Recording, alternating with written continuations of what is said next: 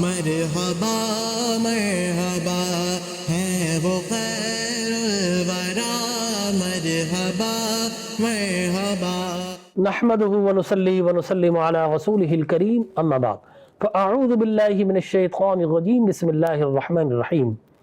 محترم مکرم معظم و محتشم ناظرین کرام، السلام علیکم ورحمۃ اللہ وبرکاتہ۔ ناظرین کرام، الحمدللہ علی احسانہ، ماہ عاشقہ، ماہ بہارہ اور ماہ میلاد النبی صلی اللہ علیہ وسلم کا آغاز ہو چکا ہے، اور عشاقان مصطفیٰ کے دل کی دھڑکنیں بڑھ چکی ہیں، زبانوں پر ذکر خیر الانام آ گیا ہے، مشرق تا مغرب ہر جگہ پر دیوانے خوشی سے جھوم رہے ہیں، اور زبانوں پر محمد مصطفیٰ صلی اللہ علیہ وسلم کے ترانے اور درود و سلام کے زمزمے جاری و ساری ہو چکے ہیں۔ اور کیوں نہ ہو، اللہ تبارک و تعالی نے اپنا حبیب ہی ایسا عطا کیا کہ ایک طرف اللہ بھی آپ سے محبت کرتا ہے، ایک طرف خالق محبت کرتا ہے، تو دوسری طرف ساری مخلوق آپ سے محبت کرتی ہے۔ ایک ہستی ہے جس کو خالق بھی چاہتا ہے اور مخلوق بھی اسی کو چاہتی ہے، تو کیوں نہ ان کا ذکر کیا جائے۔ اس لیے کہ یہ دیوانگی اور محبت جو ہے نا، جنون جو عشق ہے، یہ تقاضا کرتا ہے، اس کی ایک نیچر ہوتی ہے۔ وہ کہتے ہیں نا کہ صاحب، محبت نہ دکھائی دیتی ہے، نہ محبت چھپائی دیتی ہے، نہ چھپ سکتی ہے، نہ محبت دکھائی دیتی ہے، لیکن محبت ایسی ہے کتنا بھی چھپائیں یہ دکھائی ضرور دیتی ہے۔ یہ عجب فلسفہ ہے کہ محبت جتنا چھپائیں لیکن ظاہر ہو جاتی ہے آپ کے اعضاء سے، آپ کے چہروں سے، آپ کی آنکھوں سے، آپ کے چہرے سے۔ اس لیے کہ جس سے جو محبت کرتا ہے نا، اس کا ذکر سن کر چہرے پہ تمتماہٹ آ جاتی ہے، شادابی آ جاتی ہے۔ اس لیے کہ جو جس کا محبوب ہے اس کا ذکر کیا جائے تو کتنی خوشی ہوتی ہے۔ تو جب اللہ کے محبوب کا ذکر مخلوق کرے گی تو اندازہ کیجئے خالق کتنا خوش ہوگا۔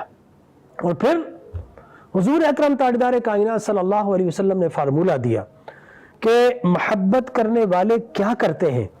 آپ نے فرمایا من احب شیئا اکثر ذکرہ، جو جس سے محبت کرتا ہے کثرت کے ساتھ ہر وقت ہمہ وقت اس کی زبان پر اپنے محبوب کا ذکر ہوتا ہے۔ تو یہ پہچان ہے محبت مصطفیٰ کی کہ عشاقان مصطفیٰ ان کی زبانوں پر ذکر مصطفیٰ ہوتا ہے، تو پہچاننے والے پہچان جاتے ہیں کہ جب کثرت کے ساتھ زبانوں پر ذکر مصطفیٰ ہے تو یہ رسول اللہ کا عاشق صادق ہے، یہ آقا سے محبت کرتا ہے۔ یہ محبت کی وہ پہچان ہے جو رسول مکرم صلی اللہ علیہ وسلم کی حدیث مبارک کے ذریعے ہم تک پہنچی۔ اور پھر سرکار نے ایک اور ہمیں فارمولہ دیا، حبک الشیء یعمی ویسم، جو جس سے محبت کرتا ہے تو محبت اپنے محبوب کا عیب تلاش نہیں کرتی۔ محبت گونگی اور بہری ہوتی ہے، ہو سکتا ہے کہ وہ کسی سے محبت کرتا ہو، اس کے محبوب میں عیب ہو، وہ دوسروں کو نظر آئے، لیکن جو محبت کرتا ہے بولتا میرے محبوب جیسا سونا کوئی ہے ہی نہیں۔ اس لیے کہ محبت کی یہ ڈیمانڈ ہے، یہ تقاضا ہے، جو جس سے محبت کرتا ہے نا اسے عیب نظر نہیں آتا، اسے خوبیاں ہی نظر آتی ہے اپنے محبوب کی۔ چنانچہ یہ تو عام مثال ہے، لیکن اللہ کے محبوب ایسے ہیں جن کو اللہ نے بے عیب کر کے پیدا کیا ہے، پاک بنایا ہے، نام محمد رکھ دیا ہے۔ محمد کا معنی ہے کہ وہ ذات کہ جس کا بار بار ذکر کیا جائے، جن کی بار بار حمد و ثنا بیان کی جائے۔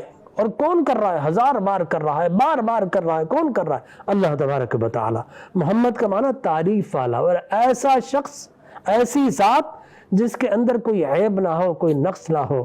تو پھر اپنے محبوب میں لوگ عیب دیکھ ہی نہیں پاتے، اس لیے کہ محبت کرتے ہیں۔ اور وہ ذات جس کو اللہ نے بے عیب پیدا کیا ہو، جس کو اللہ نے پاکیزہ بنا کر بھیجا ہو، پاک و صاف بنا کر بھیجا ہو، جس کو اللہ نے طہا کا تاج پہنا کر بھیجا ہو، یاسین کے جلوے دے کر بھیجا ہو، وہ دحا کا مکھڑا دے کر بھیجا ہو، وہ لیل کی زلفیں دے کر بھیجا ہو، وہ شمس کے رخسات دے کر بھیجا ہو، وہ نجم کی نورانیت دے کر بھیجا ہو، وہ ذات جس کو حامیم کا حسن دے کر بھیجا ہو، وہ ذات جس کو اللہ تبارک و تعالی نے لا اقسم بہذا البلد کے مقدس قدم دے کر بھیجا ہو، وہ ذات جس کو علم نشرح لک صدرک کا مقدس سینہ دے کر بھیجا ہو، وہ ذات کہ جس کو اللہ تبارک و تعالی جل وعلا الی عنقی کی گردن مبارک دے کر بھیجا ہو، وہ ذات جس کو وما ینطق عن الہوا ان هو الا وحی یوحی کی زبان مقدس دے کر بھیجا ہو، وہ ذات جس کو اللہ نے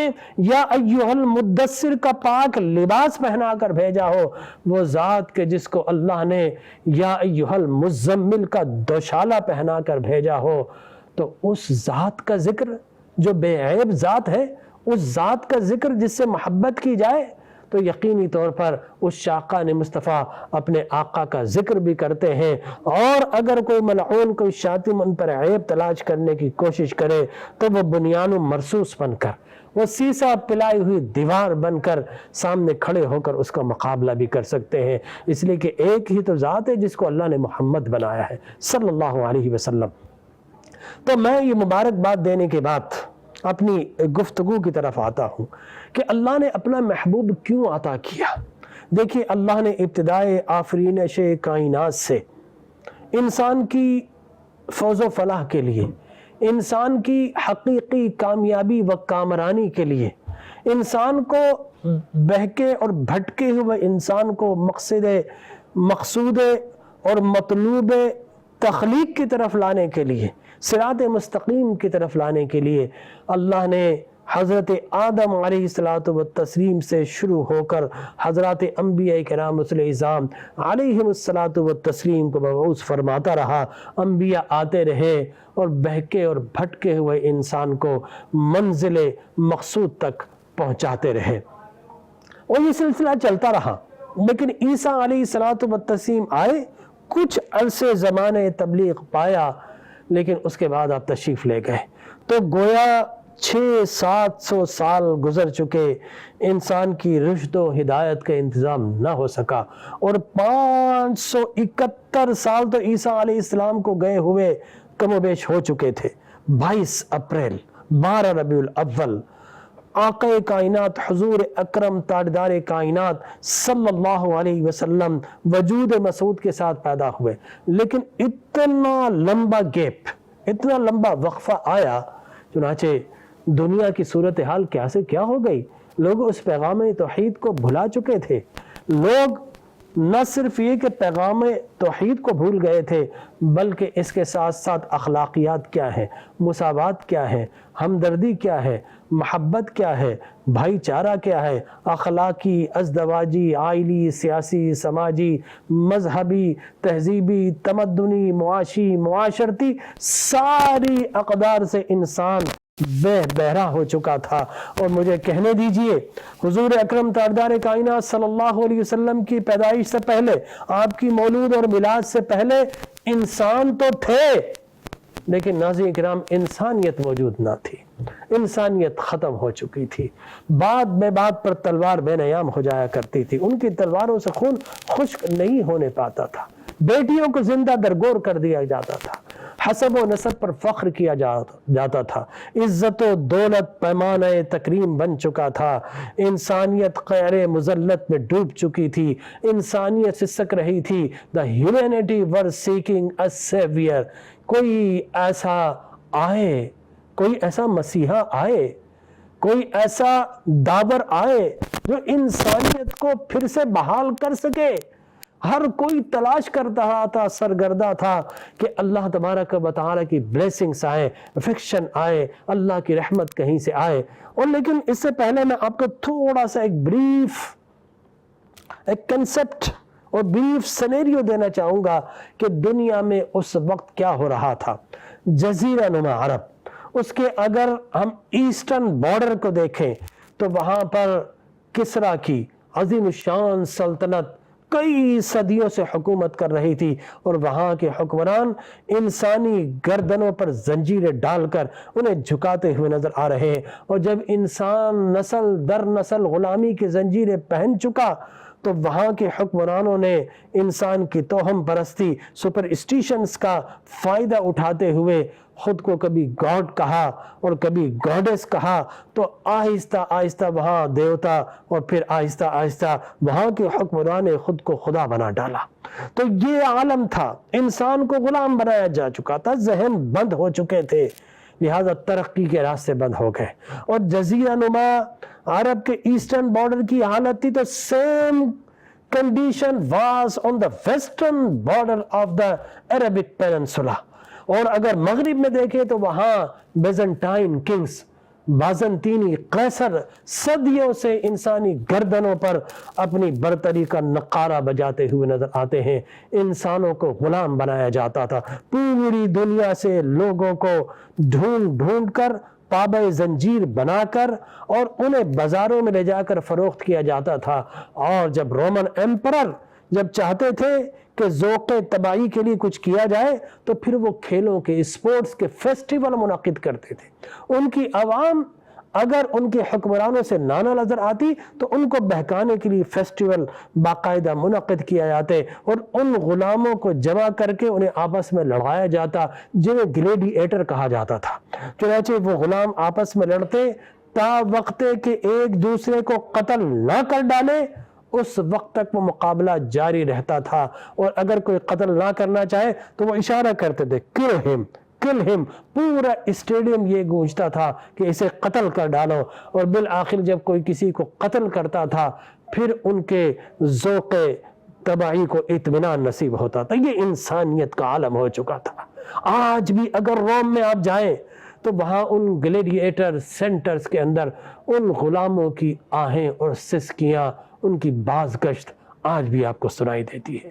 تو دنیا کے دونوں سپر پاورز دراصل انسانوں کو اپنا غلام بنا چکے تھے۔ ان کے سارے rights, freedom of speech, freedom of expressions اور ہیومینٹی اور ان کے رائٹس تباہ و برباد ہو چکے تھے۔ یہ دنیا کی دستیاب تاریخ کا عالم تھا۔ اگر بر اعظم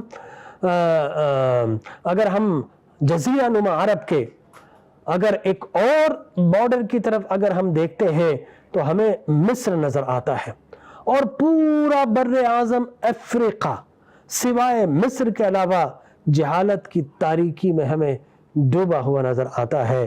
تو یہ انسان کی معاشرتی صورتحال تھی۔ اگر انسان کی سیاسی و سماجی اور تمدنی کیفیت کو دیکھیں، اور پھر اس کے بعد انسان کی اگر آپ مذہبی اور دینی کیفیت کو دیکھیں تو انسان اتنا توہم اوہام پرست ہو چکا تھا، انسان چاند کو، سورج کو، ستاروں کو اپنا خدا بنا بیٹھا تھا، اس پیغام توحید کو بھلا چکا تھا۔ اس لیے کہ انسان تلاش کرتا۔ آج بھی آپ غور کیجئے، آپ کسی اور کو بیمار دیکھتے ہیں، آپ کہتے ہیں کہ ڈاکٹر کے پاس جاؤ، اس کا علاج کرا لو۔ یہ توہم پرستی آج بھی ہے، لیکن کوئی خود بیمار ہو جائے تو وہ کہتا ہے یار مجھے کسی عامل کے پاس جانا چاہیے، میں تو بیمار نہیں ہو سکتا، فلاں نے جادو کروا دیا، فلاں نے ٹونا کرا دیا، فلاں نظر بد لگ گئی۔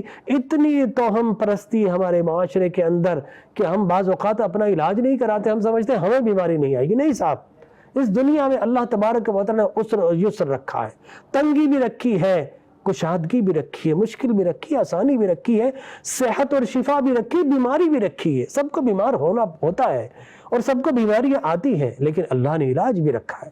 لہذا آج بھی جب ہم بظاہر اس غلامی کی کیفیت میں نہیں تب بھی ہم توہم پرستے ہیں، تو خیال کیجئے کہ جب انسان کے ذہنوں کو بند کر دیا گیا ہو، عقل کے دریچے کلوز کر دیے گئے ہوں اور ان کی دانش اور فکر غلام بن چکی ہو تو وہاں پر اوہام پرستی اور سپرسٹیشنز کا کیا عالم ہوگا۔ لہٰذا ایسی کیفیت میں جس چیز میں طاقت نظر آتی تھی انسان سوچتا تھا یہ میرے خدا ہے۔ پتھر میں طاقت، پہاڑوں کی ہیبت کو دیکھا سجدہ ریز ہو گئے، آگ کے شعلوں کو دیکھا تو پرستی شروع کر دی، اور جاویدانی آسمان کہ بغیر پلر کے حد نگاہ تک آسمان، تو آسمانوں کو خدا بنا لیا۔ پھر دیکھا آسمان کے اندر سورج چمک رہا ہے، بڑا ستارہ، تو اسے خدا بنا لیا۔ کبھی رات آئی چاند آیا تو اسے خدا بنا بیٹھے۔ ستاروں کو، اجرام فلکی کو، موجودات ارضی کو، جس کو دیکھا خدا بنا لیا۔ کبھی چرخ نیل و فری ان کی خدا بن گئی، کبھی یہ زمین کا خاکی فرش ان کا خدا بن گیا۔ نتیجہ نکلا کہ ایک نہیں، لوگوں نے ہزاروں خدا بنا ڈالے، اور جو جس علاقے کا چودھری ہوتا تھا کسی سفر سے واپس آتا تھا خوبصورت پتھر لے آتا تھا، ان لوگوں سے کہتا تھا فلاں علاقے سے خدا لے آیا ہوں، لہٰذا اس کی پوجا کرو بہت کچھ ملے گا۔ چنانچہ وہ اپنا ایک خدا کھڑا کر دیتا تھا، لوگ آہستہ آہستہ اس کے سامنے جھکتے تھے اور وہ چودھری صاحب پیسے بٹورتے تھے. لہٰذا یہ پرانا کام ہے. تو لوگوں کی اوہام پرستی کا فائدہ اٹھایا. اگر رومن مائتھالوجی کو دیکھیں تو وہاں پر آپ کو بے شمار دیویاں اور دیوتا نظر آ جاتے ہیں. اگر آپ وائکنگز کی طرف چلے جائیں تو وہاں پر رشیا سے لے کر پورا سینٹرل یورپ آپ کو نظر آتا اوڈن دیوتا. پھر اوڈن دیوتا کے پھر اپنے بچے ہیں, پھر اس کا بچہ ہے تھور, پھر اس کا بچہ ہے اور دوسرے بچے آپ دیکھ لیں. اسی طریقے سے پھر آپ کو نظر آتا ہے کہ زیوس کا بیٹا ہرکولیس, پھر اسی طریقے سے میتھیسس, پھر تھیسس, پھر اس کے بعد ایٹلس دیوتا, پھر اس کے بعد ڈھیانا دیوی. نہ جانے نام لیتے چلے جائیں, آپ کی گنتیاں ختم ہو جائیں گی لیکن ان کے خدا ختم نہیں ہوں گے.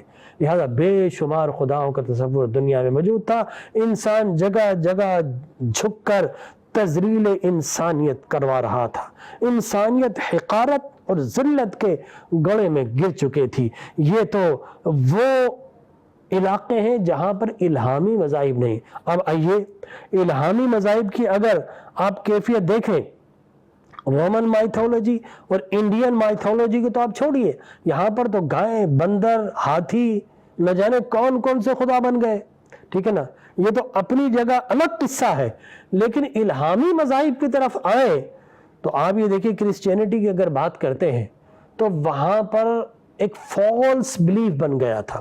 اگر بک آف جینیسس آپ پڑھیں بائبل کی تو اس کے اندر لکھا ہوا ہے کہ حضرت آدم علیہ الصلوۃ والتسلیم نے جو درخت کا پھل کھایا, he ate the fruit, it was the tree of the knowledge, it was the fruit of the knowledge. کہ حضرت آدم علیہ السلام نے جس درخت کا پھل کھایا وہ پھل شجر علم تھا. انہیں علم حاصل ہو گیا. اس علم حاصل کرنے کی جرم کی پاداش میں اللہ تبارک و تعالی expelled out the Adam علیہ الصلوۃ والتسلیم, and behind this expulsion it was the gossiping and conspiracy of the Eve. حضرت حوا علیہ السلام کی سرگوشیاں اور ان کے بہکانے کی وجہ سے آدم علیہ السلام نے وہ پھل کھا لیا. تو یہ کرسچینٹی کا فیتھ ہے اور بلیو ہے. اور وہ کہتے ہیں کہ ان کی تھیوری ہے, تھیوری آف ریڈمپشن, کہ اس جرم کو پورا کرنے کے لیے کفارے کے طور پر اللہ تبارک و تعالی نے معاذ اللہ اپنے بیٹے کو حضرت عیسیٰ علیہ السلام کو زمین پر بھیجا, اور کروسیفیکیشن کے بعد انہوں نے اپنے آپ کو پھانسی چڑھوا کر اس جرم کا کفارہ ادا کیا. چنانچہ یہ کنسپٹ, اور چونکہ حضرت آدم علیہ الصلوۃ والتسلیم کو بہکانے کے لیے حضرت حوا نے رول پلے کیا, نتیجتاً عورت جانور سے بھی بدتر قرار دی گئی اور کہا گیا کہ یہ نجس جانور ہے, اس کے اندر سرے سے there is no soul in any woman, کہ کسی عورت میں کوئی سول نہیں ہوتی. لہٰذا دو چیزیں ثابت ہو گئی. ایک تو علم حاصل کرنا اللہ کی ناراضگی کا سبب, اور انسائکلوپیڈیا آف بٹانیکا آپ پڑھیں تو اس میں پاپا اعظم گریگری II کا فتویٰ نظر آتا ہے کہ ignorance is the mother of the piety, کہ جہالت تاریکی کی اصل ہے, لہٰذا علم حاصل نہ کرو. اور اسی وجہ سے through the church it was made an arrangement, وہاں پر باقاعدہ کچھ ارینجمنٹس کیے گئے, کوآرڈینل سسٹم بنائے گئے. تحدید علم, دو چیزیں, ایک علم کو روک دیا جائے. لہٰذا اگر آپ گفتگو کر سے صاحب 6 صدی عیسوی سے لے کر اور 10ویں صدی عیسوی تک یہ 400-500 سال کا جو ایریا ہے, اس میں علم حاصل کرنے نہیں دیا جاتا تھا. جو علم حاصل کرے گا چرچ اسے پنش کرے گا. اور دوسرا یہ کہ عورت کو وچ قرار دیا گیا. اور آپ دیکھیے پچھلے زمانوں کے اندر چرچ کے باہر شمشان گھاٹ تھے, عورتوں کو چڑیل قرار دے کر انہیں زندہ درگور کر دیا, زندہ آگ میں برن آؤٹ کر دیا جاتا تھا. یہ کرسچینٹی کا عالم تھا. لہٰذا اب اگر آن دا ہول آپ دیکھیں علم روک دیا گیا, اس کے ساتھ ساتھ آپ سب میں سوال کرتا ہوں, بتائیے آسمان اور فضا اگر خدا ہے تو آپ طیارے اڑائیں گے؟ The question is that no, نہیں ہو سکتا کہ اس لیے آسمان تو خدا ہے. چاند, سورج اور ستاروں کو تسخیر کرنے کی بات کریں گے؟ نہیں, وہ تو خدا ہے. کیا آپ سمندروں کو یوز کریں گے؟ نہیں, سمندر وہ تو خدا ہے. یہ ساری چیزیں خدا بن گئی. گائے سے اپنا فوڈ لیں گے نہیں، وہ خدا ہے. تو نتیجہ یہ نکلا کہ انسان نے اپنے آپ کو نیرو ڈاؤن کر دیا، انسان نے علم سے دور کر لیا، انسان نے اپنے آپ کو ترقی سے دور کر لیا. اور پھر اگر آپ بات کرتے ہیں الہامی مذاہب کی تو وہاں پر یہ باقاعدہ نظر آتا ہے کہ نہیں صاحب علم حاصل نہیں کرنا، اور پھر حکمران آپ کے خدا بن گئے. نتیجہ یہ نکلا کہ انسان، ہیومینٹی آہستہ آہستہ has gone into the deep deep cuts. انسان تاریکی کے گڑھوں میں گر گیا، انسانیت ختم ہو گئی، اور پوری دنیا سے چیخیں بلند ہو رہی تھی کہ where is the savior. Humanity کو، انسانیت کو، اس مین کائنڈ کو بچانے والا کوئی ہے؟ لوگ تڑپ رہے سے سسک رہے تھے کہ یکا یک اللہ تبارک و تعالیٰ کی رحمت جوش میں آئی، اور مکہ کے مقام پر عبداللہ کے گھر میں بطن آمنہ کی مقدس امانتوں سے حبیب خدا، صاحب جود و سخا، مرکز فیض و رضا، صاحب دنا فتد اللہ کی تشریف آوری ہوئی. اور دوستو حضور کیا ہے، زمانے میں انقلاب آ گیا، سسکتی ہوئی انسانیت کو قرار آ گیا، غمزدہ چہروں پر مسرتیں دوڑ گئیں، ظلمتیں شب زیابار ہو گئی، خزاں رسیدہ کائنات میں بہار آ گئی، سسکتی ہوئی انسانیت کو قرار آ گیا. وہ جو خون کے پیاسے تھے وہ خون کے محافظ بن گئے، جو راہزن تھے وہ رہنما بن گئے، جو خائن تھے وہ امی بن گئے، اور جو قاتل تھے وہ مسیحا بن گئے. اس لیے اقبال پکار اٹھے، وہ دانائے سبل خاتم الرسل مولائے کل، جس نے غبار راہ کو بخشا فروغ وادی سینہ. حضور آ گئے، حضور آ گئے، زمانے میں انقلاب آ گیا. دیکھتے ہی دیکھتے یہ انقلاب بڑھنا شروع ہو گیا. یہ انقلاب پہلے مکہ کو انلائٹن کرتا ہے، بند ذہن کی کھڑکیاں کھل جاتی ہیں، عقل و دانش کے دریچے واہ ہو جاتے ہیں، کھل جاتے ہیں. سارے روزن، سارے سوراخ جب کھل گئے، بلیک بورڈ سے پرانی عبارتیں مٹائی جانے لگی، نئی عبارتیں لکھی جانے لگی. نتیجہ یہ نکلا کہ آقا کریم علیہ الصلاۃ والتسلیم داعی انقلاب بن کر آئے.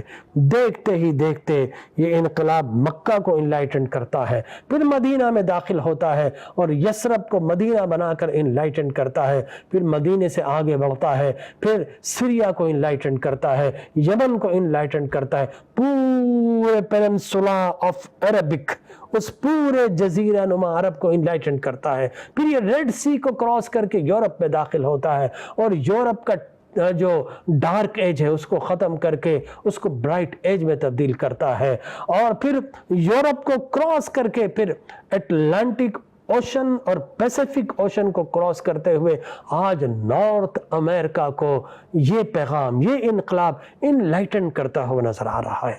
آخر اس میں ایسی کیا خاص بات تھی؟ ناظرین کرام دیکھیے، there are two type of the circle. One is the circle of influence and other is the circle of concern. آپ نے پڑھا ہوگا میٹریکولیشن کے اندر دو دائرے ہوتے ہیں، ایک تشویش کا دائرہ اور ایک اثر کا دائرہ. تو تشویش کا دائرہ پوری دنیا کو پھیل چکا تھا، ہڑپ کر چکا تھا، اور ایک ڈارکنس تھی، ایک عجیب کیفیت تھی جس میں انسان کا دشمن تھا.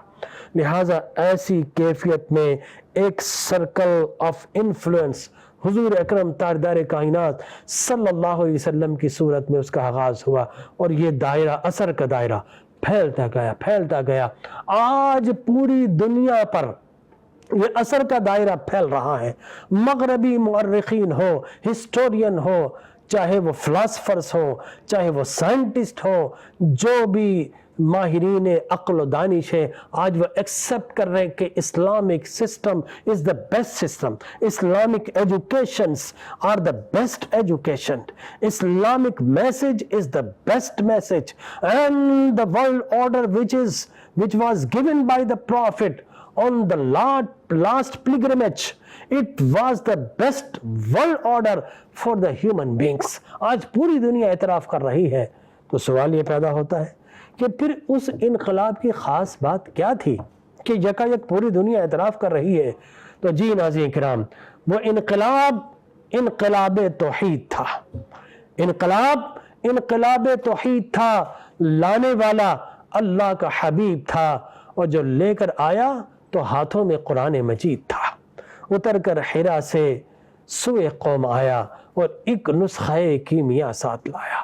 آقا کریم علیہ الصلوۃ والتسلیم نے سب سے پہلے بکھرے ہوئے انسانوں کو یکجا کیا، جگہ جگہ پر اپنی پیشانی اور اپنا ماتھا ٹیکنے والے لوگ جو تذلیل انسانیت کروا رہے تھے، اپنی ذلت و رسوائی کا سامان کر رہے تھے، رسول مکرم صلی اللہ علیہ وسلم نے ان بکھری انسانیت کو جمع کیا اور ان کا سر فخر سے بلند کیا، اور پھر اس کے بعد ایک ڈائریکشن میں ایک خدا کے سامنے انہیں لا کر جھکا دیا، اور آپ نے فرمایا کہ لوگوں، یہ چاند، یہ سورج، یہ ستارے، یہ سارے کے سارے آبشار، یہ ندی، یہ نالے، یہ سارے بلند بالا پہاڑ، یہ دنیا کے بہترین نظارے، یہ پوجنے کے لیے نہیں، یہ برتنے کے لیے ہے۔ آگے بڑھو، اللہ نے تمہارے لیے ان سب کو مسخر کر دیا ہے۔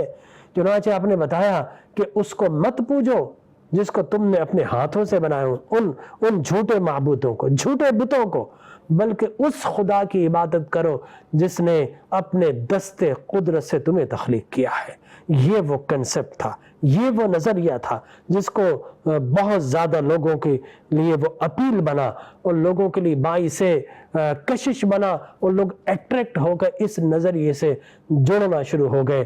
چنانچہ حضور اکرم صلی اللہ علیہ وسلم نے سارے ہی بکھرے ہوئے انسانوں کو ایک خدائے وحدہ لا شریک کی بارگاہ میں لا کر جمع کر دیا۔ اور پھر دیکھیے آہستہ آہستہ یہ انقلاب مکہ سے نکل کر مدینہ پہنچا، اور مدینہ میں صاحب باقاعدہ the first ever welfare state کا قیام اور وجود عمل میں آیا، اور حضور اکرم تاجدار کائنات صلی اللہ علیہ وسلم نے یہاں پر آ کر ایک قانون دیا، ایک نظام دیا، ایک شریعت دی، ایک ضابطہ دیا، ایک سسٹم دیا، ایک پورے کا پورا یونیک آرڈرز دیا جو ہر کسی قسم کے تفاوتات سے، ہر قسم کے فرق سے، ہر قسم کی ڈسکریمنیشن سے، اور ہر قسم کے پریولیج سے پاک ہو کر کہ نہیں جناب یہ میرے تحفظات ہیں اور یہ میرے مفادات ہیں۔ نو، سارے انسانوں کے لیے وہ واحد جو چارٹر ہے، جو ان سب کے لیے قابل عمل ہے، پریکٹیکل ہے، اپلیکیبل ہے، وہ نظام رسول مکرم صلی اللہ علیہ وسلم نے متعارف کروایا۔ اور اس کے بعد ہم یہ دیکھتے ہیں حضور اکرم تاجدار کائنات صلی اللہ علیہ وسلم نے لوگوں کو رائٹس دینا شروع کیے۔ آپ نے ایلڈر رائٹس دیے، آپ نے چلڈرن رائٹس دیے، آپ نے ویمن رائٹس دیے، آپ نے پیرنٹس رائٹس دیے، آپ نے اینیملس رائٹ دیے، آپ نے ٹیچر رائٹس دیے، آپ نے لیبر رائٹس دیے، آپ نے آرفن، آپ نے یتیموں کے حقوق دیے، آپ نے ہسبینڈ اینڈ وائف کہ مرد کے کیا حقوق ہیں، بیوی کے کیا حقوق ہیں، یہ حقوق دیے، اور آپ نے اولاد کے حقوق دیے، آپ نے سرونٹس کے حقوق دیے، آپ نے خادموں سے کس طرح بیہیو کرنا ہے، ملازمین سے کیا حقوق ہیں، آپ نے پریزنرز جو کہ جیل میں قید ہیں ان کے کیا حقوق ہیں، یہ رسول مکرم صلی اللہ علیہ وسلم نے عطا فرمائے ہیں۔ قرآن اور صاحب قرآن نے یہ حقوق دیے، غلاموں کو حقوق دیے۔ آپ نے قیدیوں کے حقوق بتائے کہ لوگوں، قیدیوں کے ساتھ اچھا رویہ رکھنا، عورتوں کے ساتھ اچھا رویہ رکھنا، غلاموں کے ساتھ اچھا رویہ رکھنا، حتیٰ کہ آپ کی ہر دور میں تعلیم رہی، خطبہ حجت الوداع پر بھی آپ نے عورتوں کو یاد رکھا، غلاموں کو یاد رکھا، حتیٰ کہ وفات سے پہلے بھی آپ یہ فرما رہے تھے کہ میرے بعد عورتوں کا خیال رکھنا۔ تو حضور اکرم صلی اللہ علیہ وسلم نے عورتوں کو حقوق دیے۔ تو دنیا میں آج جتنا بھی آپ فریڈم آف ایکسپریشن کی بات کرتے ہیں، فریڈم آف اسپیچ کی بات کرتے ہیں، آپ ہیومن رائٹس کی بات کرتے ہیں، تو جتنے رائٹس ہیں آپ کو کیا میگنا کارٹا نے دیے؟ تو ساؤنڈ از ویری لاؤڈ، نو۔ کیا آپ کو جنیوا کنونشن سے ملے ہیں؟ نو۔ کیا آپ کو یہ انہوں نے دیے؟ نو۔ یہ سب سے پہلے حقوق انسانی اگر متعارف کروائے ہیں تو آقا کریم علیہ الصلوۃ والتسلیم نے متعارف کروائے ہیں، اور آپ نے بتایا کہ تمہارے درمیان سب کے سب برابر ہونا چاہیے، تم میں کوئی چھوٹا کوئی بڑا نہیں ہونا چاہیے۔ حضور اکرم تاجدار کائنات صلی اللہ علیہ وسلم نے جو پہلا کام کیا وہ کیا تھا؟ نظام عدل، نظام انصاف، کہ انصاف سب کے لیے برابر ہوگا۔ Justice would be equal for all regardless caste, color, creed, race and religion۔ لہذا میثاق مدینہ بنایا گیا، یہودیوں کے لیے بھی وہی، مسلمانوں کے لیے، عیسائیوں کے لیے بھی وہی۔ پیکٹ آف مدینہ کے ذریعے پورا ایک نظام دے دیا گیا کہ عدالت کس طرح چلے گی، انصاف کس طرح چلے گا، ڈسکریمنیشن نہیں ہوگی، امیر اور غریب کا فرق ختم کر دیا، عربی اور عجم کا فرق ختم کر دیا۔ اور آپ نے مشہور و معروف مثال سنی ہوگی کہ ایک قبیلہ مخزوم کی عورت آئی جو مالدار قبیلے سے تعلق ہے، چوری کی اس نے۔ حضور اکرم تاجدار کائنات صلی اللہ علیہ وسلم نے فرمایا کہ لوگوں، تم سے پہلے لوگ اس لیے ہلاک ہو گئے کہ جب کوئی غریب آتا تھا تو حد جاری کر دیتے تھے، کوئی امیر آتا تھا تو اسے چھوڑ دیا کرتے تھے۔ آپ نے فرمایا خدا کی قسم، یہ تو اس کا نام بھی فاطمہ تھا، کہ یہ تو وہ ہے فاطمہ بنت اسد، اگر فاطمہ بنت محمد بھی ایک کام کرتی تو میں اس کو بھی سزا دیتا۔ اللہ اکبر، مخدومہ کائنات فاطمہ الزہرا کی عظمتوں پہ ہم سب قربان ہو۔ رسول مکرم صلی اللہ علیہ وسلم کے الفاظ قیامت تک کے لیے انصاف کے چہرے کو روشن کر رہے ہیں۔ تو آج جتنی بھی عدالتیں ہیں دنیا میں جہاں پر بھی ہے، ان سب کے سامنے جو ترازو عدل رکھا ہے تو جج کو یہ فیصلہ کرنا چاہیے کہ کیا وہ انصاف کے ساتھ فیصلہ کر رہا ہے۔ اگر نہیں کیا تو یاد رکھیے سب سے زیادہ اگر پنشمنٹ کل قیامت میں کسی کو ملے گی تو وہ منصفین کو ملے گی کہ انہیں فیصلے کیسے کیے ہیں۔ محترم مکرم ناظرین کرام، ایک شارٹ بریک کی طرف جا رہے ہیں۔ ہمیں یقین ہے آپ ہمارے ساتھ رہیں گے، اس لیے کہ داستان عظمت مصطفیٰ ہم بیان کر رہے ہیں اور آپ سن رہے ہیں، سنتے رہیے تاکہ دنیا کو بتا سکیں ہمارے نبی کتنے عظیم، کتنے بلند ہے، اور انہوں نے دنیا پر کیا کیا امپیکٹ ڈالا ہے، اور دنیا کو کیسی عظمتوں اور کیسی رفعتوں کی طرف بلایا ہے۔ ایک وقفے کے بعد انشاءاللہ پھر حاضر خدمت ہوتے ہیں۔ Dear viewers, once again we are there and saying welcome back، خوش آمدید۔ اور ہم اپنے آقا کریم علیہ الصلوۃ والتسلیم کی شان کو، محاسن کو، محامد کو، فضائل و مناقب کو بیان کر رہے ہیں۔ محترم ناظرین کرام، انصاف کا ایسا بول بالا ہوا کہ دنیا میں اس کے بعد لوگوں کو انصاف ملنا شروع ہوا۔ اور پھر فریڈم آف اسپیچ کی آپ بات کرتے ہیں تو رسول خدا وہ تو اللہ کے نبی تھے، ان کے سامنے تو صحابہ کرام اس طرح بیٹھتے تھے، ان کو رسول اللہ کے جماد النبی کہا جاتا، یعنی رسول اللہ کے پتھر۔ جس طرح پتھر پر چڑیا بیٹھ جائے نا، وہ چونکہ ہلتا نہیں ہے، پتھر کو جماد اس لیے کہتا کہ وہ جمع ہوا ہوتا ہے، ٹھیک ہے نا، یہ جمادات، یہ پہاڑ، یہ پتھر، تو ان کو جماد کہا جاتا ہے۔ تو صحابہ کے لقب تھا، یعنی اس طرح جم کر بیٹھتے تھے ادب و احترام سے کہ چڑیا اگر ان کے سر پر آ کر بیٹھ جائے تو اتنے ساکت و جامد ہوا کرتے تھے کہ وہ اڑتی نہیں تھی۔ تو وہ تو ادب کا اعلیٰ مقام ہے۔ لیکن رسول خدا صلی اللہ علیہ وسلم کے پاس ایک تخت بنا کر لایا گیا کہ یا رسول اللہ آپ اس پر بیٹھ جائیں تاکہ لوگوں کے اندر آپ ممتاز و ممیز ہو جائے، پتہ چل جائے سب کو کہ آپ جو ہے مدینہ منورہ کے حاکم ہیں اور باقی دوسرے لوگ جو ہے آپ کی رعایا ہیں۔ حضور اکرم تاجدار کائنات صلی اللہ علیہ وسلم نے منع فرما دیا۔ آپ نے فرمایا میں قیصر و کسریٰ جو ہوں، میں اللہ کا نبی ہوں، اس کا عبد ہوں، لہٰذا میں دوسرے عبد کے ساتھ، اللہ کے دوسرے بندوں کے ساتھ میں بیٹھوں گا۔ تو آپ نے تخت پر بیٹھنا گوارا نہ کیا۔ اندازہ لگائیے آپ مدینہ منورہ کے حاکم ہیں، لیکن there was no protocol, there was no crown, no palace, no throne، کچھ بھی نہیں ہے وہاں پر۔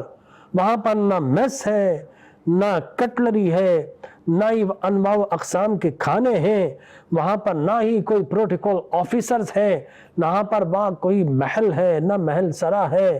وہاں پر تو صاف ایک چارپائی ہے کھردری، اور اس کے ساتھ ایک مشکیزہ ہے پانی پینے کا، اور پھر ایک چھوٹا سا حجرہ ہے جس کے اندر جگہ جگہ پر سوراخ ہیں، 2 ماہ تک چولہا نہیں جلتا۔ اندازہ لگائیے، اللہ اکبر، جن کے قبضے میں ساری خدائی تھی ان کا بچھونا فقط چٹائی تھی۔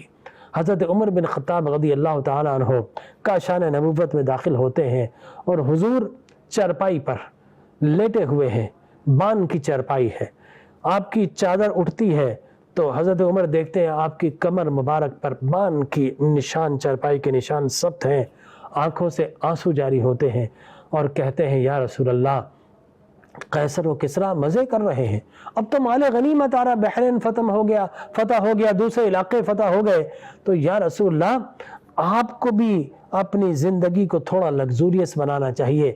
آقا کریم علیہ الصلوۃ والتسلیم مسکراتے ہیں اور آپ نے فرمایا کہ اے عمر، قیصر و کسریٰ نے اپنے لیے دنیا کا انتخاب کر لیا اور ہم نے اپنے لیے آخرت کا انتخاب کر لیا ہے۔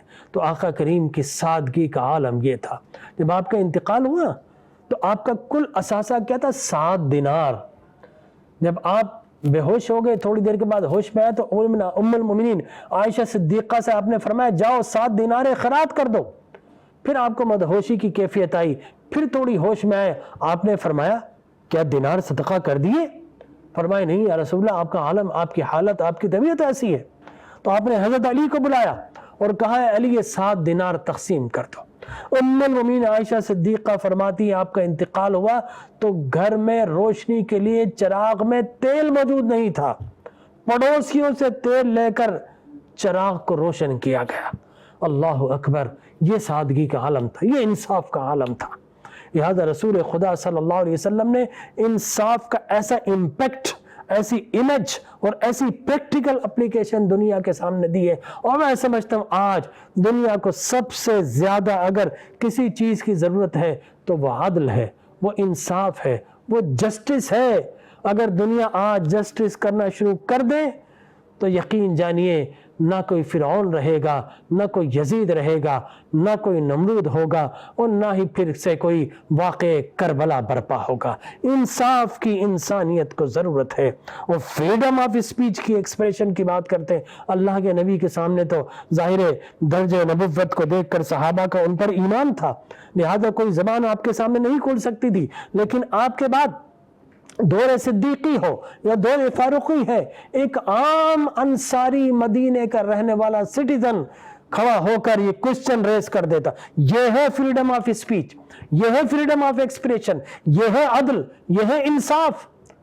Is there any example like the example of our pious caliphs؟ کہ ہمارے خلفائے راشدین جیسی کوئی مثال دنیا کے پاس ہے تو لا کر دکھاؤ۔ ایک عام آدمی کھڑا ہو جاتا ہے اور کہتا ہے عمر یہ جبہ کیسے سل گیا؟ آپ کی ہائٹ زیادہ ہے، ہماری ہائٹ کم ہے، ہمارا پورا لباس نہیں سلا، آپ کا کیسے سل گیا؟ مال غنیمت آیا تھا۔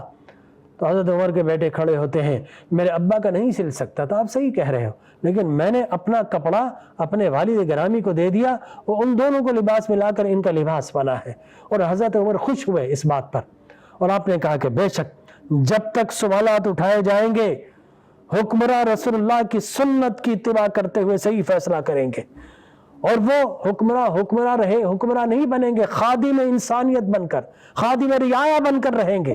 تو یہ اسلام کی تعلیم ہے جو کہ پریکٹیکل امپیکٹ کی صورت میں ہمارے سامنے موجود ہے۔ لہذا دنیا کو انصاف کی ضرورت ہے، تو رسول اللہ نے آ کر انسان کو انسانیت عطا فرمائی ہے، انسان کو بتایا ہے کہ انسانیت کے اقدار کیا ہے، انسانیت کے حقوق کیا ہے، انسان کو کس طرح بیہیو کرنا ہے، انسان کے حکمران کیسے ہونے ہیں، کن لوگوں کا انتخاب کرنا ہے، کن لوگوں کو آگے لانا ہے، اخلاقیات کا معیار کیا ہونا چاہیے، امانت کا معیار کیا ہونا چاہیے، عدالت کا معیار کیا ہونا چاہیے۔ یہ سارے کے سارے معیارات اگر کسی نے دیے ہیں تو اللہ کے پیارے حبیب لبیب علیہ الصلوۃ والتسلیم نے ہمیں عطا فرمائے ہیں۔ میں چند اگزامپل آپ کے سامنے پیش کرتا ہوں۔ حضور اکرم صلی اللہ علیہ وسلم کی خدمت میں کہیں سے دودھ کا پیالہ لایا گیا۔ آقا کریم علیہ الصلوۃ والتسلیم کا طریقہ مبارک یہ تھا کہ جب بھی آپ کسی چیز کو تحفہ دینا شروع کرتے تو دائیں جانب سے شروع فرمایا کرتے تھے۔ لہٰذا اب منظر کشی یہ تھی، حضور درمیان میں تشریف فرمائے، دائیں طرف ایک بدو ہے اور بائیں طرف صدیق اکبر ہے، حضرت عمر سامنے ہے۔ اب حضور کی عادت کریمہ تھی کہ دائیں طرف سے آغاز کیا کرتے تھے، لہٰذا حضرت عمر سامنے کھڑے تھے، انہیں پتا تھا حضور دائیں والے کو دیں گے، اور بائیں طرف صدیق اکبر، اور دائیں طرف ایک عام بدو، ایک دیہاتر، ایک کنٹری مین، ایک ولیجر بیٹھا ہوا ہے، لہٰذا کہیں ایسا نہ اس سے آغاز کر دیا جائے اور صدیق اکبر کی جو ڈگنیٹی ہے اس پر وہ فوقیت لے جائے۔ لہٰذا حضرت عمر سامنے کھڑے تھے، فوراً کہا یا رسول اللہ دیکھیے، جب آپ نے دینے لگے تو آپ نے فرمایا یا رسول اللہ دیکھیے صدیق اکبر تو آپ کے بائیں طرف بیٹھے ہوئے ہیں۔ حضور مسکرا دیے، آپ نے فرمایا الایمنون الایمنون الایمنون، جب بھی کسی چیز کا آغاز کرو تو دائیں طرف سے آغاز کرو، دائیں طرف سے آغاز کرو۔ یہ تو ٹھیک ہے کہ اس معاملے میں یہ وقتی طور پر ایک عام دیہاتی صدیق اکبر پر فوقیت لے جائے، لیکن یہ نہیں ہو سکتا کسی کی خاطر اصولوں کو قربان کر دیا جائے، پرنسپلز کو ڈسٹرائے کر دیا جائے، اور اصول بھی کس کے؟ پیغمبرانہ اصول، نبی مکرم کے اصول۔ چنانچہ آقا کریم علیہ الصلوۃ والتسلیم جب آغاز کیا تو اپنے دائیں جانب ہی سے آپ نے آغاز فرمایا۔ تو یہ تھا وہ آپ کا انصاف، یہ تھا وہ آپ کا عدل۔ صدیق اکبر بائیں طرف موجود ہے، وہاں سے شروع نہیں کیا، ڈسکریمنیشن نہیں کی، نیپوٹزم نہیں کیا، بلکہ اصول اور پرنسپل کے مطابق دائیں جانب سے آپ نے آغاز فرمایا۔ اسی طرح بحرین سے مال غنیمت آیا، مسجد نبوی میں ڈھیر کر دیا گیا، اور رسول مکرم صلی اللہ علیہ وسلم نے فارمولہ وضع کر دیا کہ جو اپنے کاندھے پر جتنا سامان لے جا سکتا ہے وہ اٹھائے اور لے جائے۔ چنانچہ مدینہ منورہ کے باسی آتے رہے اور اکارڈنگ ٹو دا فارمولہ اپنے کاندھے پر اٹھاتے تھے اور لے جا رہے تھے۔ یکا یک آپ کے چچا، آپ کے انکل abruptly he came، حضرت عباس رضی اللہ تعالیٰ عنہ آئے اور آپ نے فرمایا کہ یا رسول اللہ میں تو آپ کا چچا ہوں، لہٰذا آپ سے ایک نسبت، ایک تعلق، اور دیکھیے میں نے بدر کے اندر اپنا فدیہ بھی دیا تھا اور اپنے بھائی عقیل کا بھی فدیہ دیا تھا، لہٰذا اب جو کہ فدیے دو دیے تھے لہٰذا مجھے مال غنیمت دگنا ملنا چاہیے۔ آپ نے فرمایا چچا جتنا لے جا سکتے ہو لے جاؤ، فارمولہ تو وہی ہے، جو جتنا اپنے کاندھوں پر اٹھا کر لے جا سکتا ہے لے جاؤ۔ انہوں نے کہا کہ میں تو اتنا ہی لے جاؤں گا جتنا عام لوگ لے کر جا رہے ہیں۔ یا رسول اللہ مجھے تو دگنا دیجئے، میں اپنے ساتھ اپنا غلام بھی لایا ہوں، لہٰذا میں وہ بھی اٹھاؤں گا اپنے حصے کا، اور میرے حصے کا دوسرے حصے کا میرا غلام اٹھائے گا۔ حضور اکرم صلی اللہ علیہ وسلم نے فرمایا انما امر الرجل سن ابوی، اے چچا ٹھیک ہے کسی کا چچا اس کے باپ کے مرتبے میں ہوتا ہے، آپ کا بڑا مقام ہے، لیکن ایک چچا جو اصول ہے وہ سب سے بڑے ہیں، لہٰذا اصولوں کو قربان نہیں کیا جا سکتا۔ آخر میں آپ کے محبوب چچا حضرت عباس اتنا ہی لے گئے جتنا مدینہ منورہ کا عام آدمی لے کر جا رہا تھا۔ تو یہ تھا رسول اللہ کا انصاف، یہ تھا آپ کی ایکویلٹی، یہ تھے آپ کے پرنسپلز جو آپ نے دنیا کے سامنے پیش کیے۔ ہے کوئی ایسا دوسرا منصف جو لے کر آئے؟ یقینی طور پر اگر آج کا منصف رسول اللہ کی سنت کو ادا کرے گا تو انشاءاللہ کل قیامت میں وہ مینارے نور پر بٹھائے جائیں گے اور لوگ ان کو دیکھ کر رش کریں گے۔ تو ناظرین کرام ایگزامپل پورے میرے نبی کا ایک ایک لمحہ انصاف پر مبنی ہے، ایک ایک لمحہ آپ کا باعث اتباع ہے، باعث تقلید ہے۔ تو میلاد النبی صلی اللہ علیہ وسلم کی خوشیاں مناؤ، جشن مناؤ کہ حضور آئے تو انسان انسان کہلایا، حضور آئے تو غلامی کی زنجیریں ٹوٹی، میرے حضور آپ کے حضور آئے، آپ کے نبی آئے، میرے نبی آئے اور اللہ کے نبی آئے، تو یقینی طور پر زمانے میں انقلاب آیا اور سسکتی ہوئی انسانیت کو قرار آیا۔ آج بھی لوگوں اگر نجات چاہتے ہو، عدل چاہتے ہو، انصاف چاہتے ہو، ترقی چاہتے ہو تو نبی کے نظام کو رائج کر دو، انشاءاللہ دیکھتے ہی دیکھتے پاکستان اپنی مقصود اور اپنی مقصدیت تخلیق کو پا جائے گا، اور انشاءاللہ انسان فرش سے اٹھ کر عرش بری کے ملائکہ کے لیے بھی باعث حجت بن جائے گا اور باعث رشک بن جائے گا۔ دعا کیجیے اللہ تبارک و تعالی 1500 سالہ جشن ولادت جو اس مہینے سے شروع ہو چکا ہے، اللہ ہمیں اس جشن کو منانے اور رسول اللہ کی شریعت کو اپنانے، میلاد کو منانے۔ دیکھیے یہ دونوں ایک ہی ذات سے منسوب ہے، فرق کیا ہے؟ میلاد منائی جاتی ہے سیرت اپنائی جاتی ہے، تو ہمیں نبی کی میلاد منانے اور نبی کی سیرت کو اپنانے کی اللہ توفیق عطا فرمائے، آمین۔ وآخر دعوایا ان الحمدللہ رب العالمین۔ آمد مصطفیٰ مرحبا مرحبا ہے وہ خیر الورا، مرحبا مرحبا